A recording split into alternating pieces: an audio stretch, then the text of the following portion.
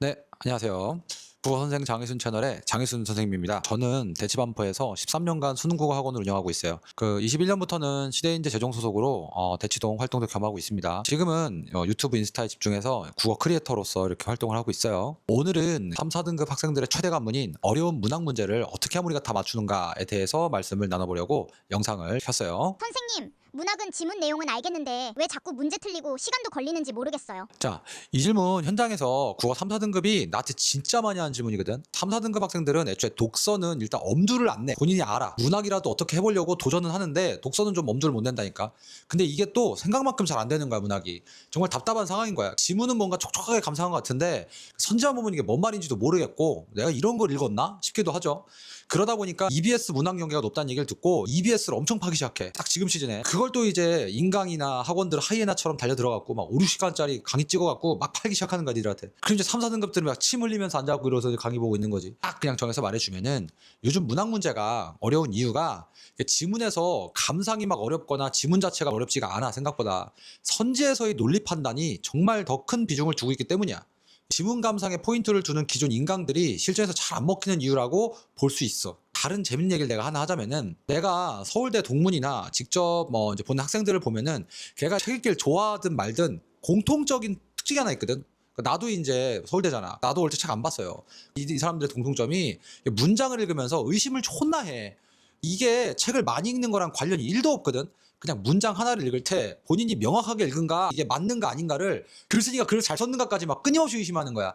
그러니까 본인의 이해 정도를 계속 의심하는 거야. 이게 내가 대학 전공 공부를 해보니까 상위인지와 관련이 크다고. 상위인지가 뭐냐면 흔히 메타인지라고 이제 많이들 말하는데, 과연 이 문장을 내가 잘 읽은 것인가, 지금 이 단어 내가 의미 잘 아는 거 맞는가, 그리고 이 문제를 내가 맞췄는데 내가 정말 정확하게 해서 맞춘 것인가, 이게 가장 본질적인 능력을 활용하는 질문이 바로 이런 거였던 거야. 이런 질문을 하게 되다 보면은 결국 우리가 어디로 도달하게 되냐면, 씨바, 나는 도대체 왜 이런 문제를 틀린단 말인가로 도착해서 스스로의 사고 회로를 이제 하나하나 점검하게 돼 있거든. 여기서 나에 대해서 고민하다가 더 높은 상위인지까지 가버리면은 줌아웃이 쫙 돼갖고 어디까지 가냐, 도대체 이 지문, 이 문제, 이 문장은 보편적인 수험생들의 관점에서 왜 어려울까 해서 수험생이라는 관점으로 내려가 보게 돼 있어요. 그러면 출제자가 어떤 장난질을 해갖고 대부분의 수험생들을 속이고 오류를 유도하는가 보이는 단계가 옵니다.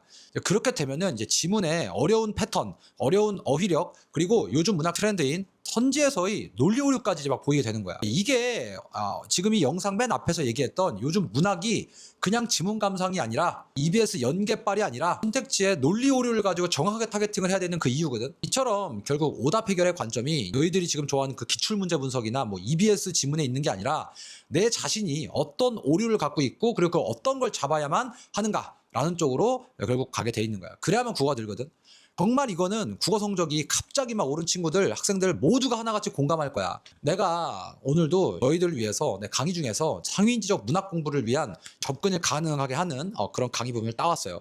내가 매번 이렇게 내 유료 콘텐츠를 따서 갖다 주는 이유가, 제발 말도 안 되는 이야기에 허용되지 마. 정말 마음 아파요, 진짜. 니들 노력이 그렇게 막 배신당하는 게. 스스로의 인지 능력을 믿고 묵묵하게 나아갔으면 좋겠습니다. 너희의 진심을 학원이나 유튜브나 인스타나 강의파리들이 너무 이용해 먹고 있거든.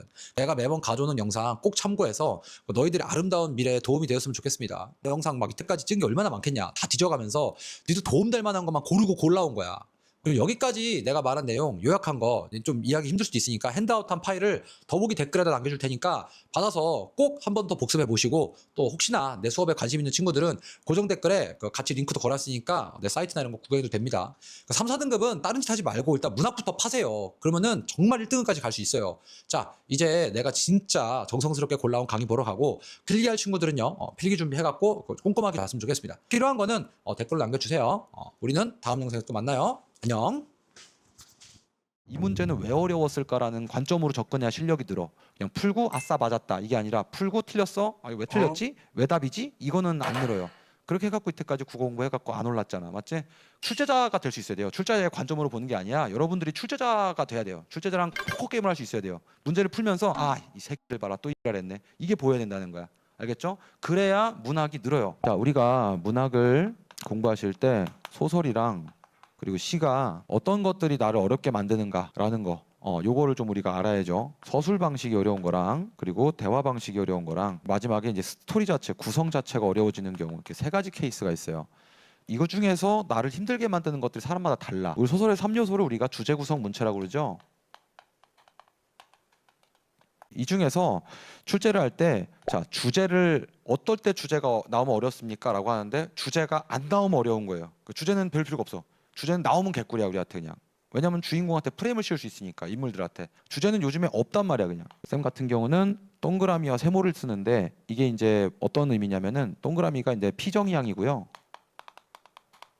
세모는 정의양이에요. 정의양.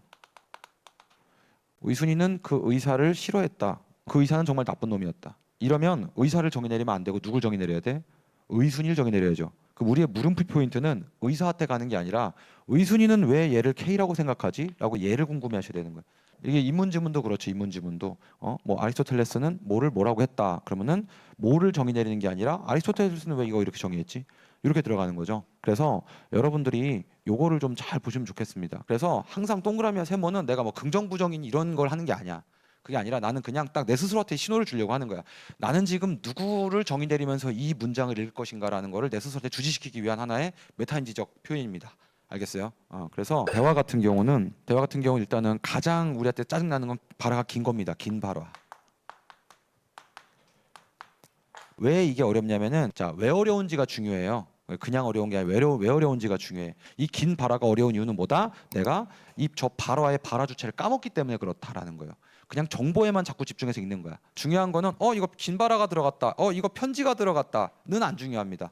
그거 안 중요해요. 그거는 메타인지 중에서 우리가 상황인지밖에 안 돼요.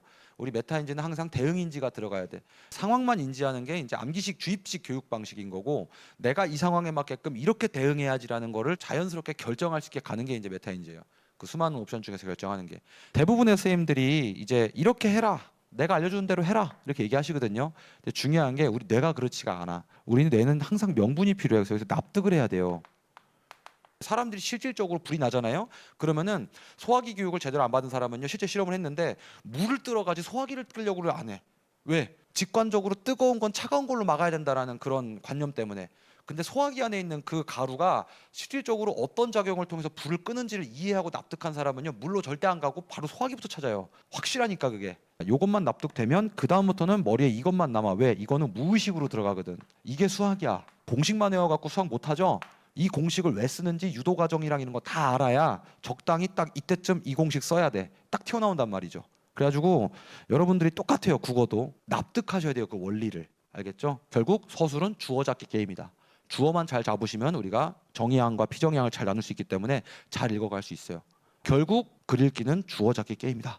이렇게 보시면 됩니다. 주어 잘 잡으시면은 잘 읽을 수 있어요. 그냥 읽고 문제 푸는 게 중요한 게 아니라 수능에 가서 내가 엿먹을 만한 것들을 미리 연습을 좀 꾸준히 해줘요. 요거 외에는 딱히 뭐 어려운 게 없습니다.